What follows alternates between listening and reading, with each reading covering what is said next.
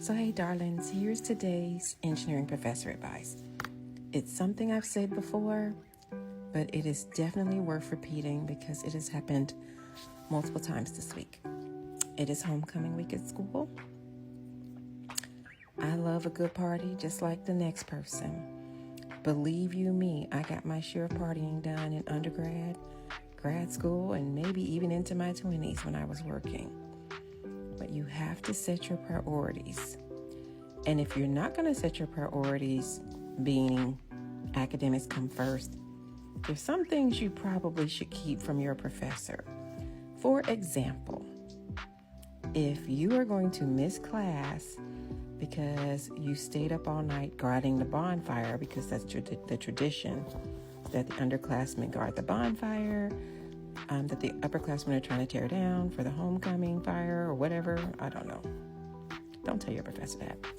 Or if you come to your professor's office to get help and you keep checking your watch because you need to get to your fraternity meeting or fraternity formal, social, or whatever, as your professor is staying after work to help you, you might not want to tell them that either.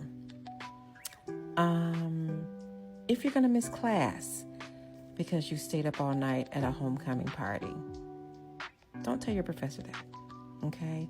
Because those things make me feel like you're very unserious about your academics, which means later on when you want to come to me and ask for the benefit of the doubt to get more points on something, or when can I get some extra credit, it doesn't really inspire your professor to want to do that when they know there were opportunities available for me to help you or for you to come to class to improve your grade, but you chose a party over that. Like I said, I also made some bad choices in undergrad.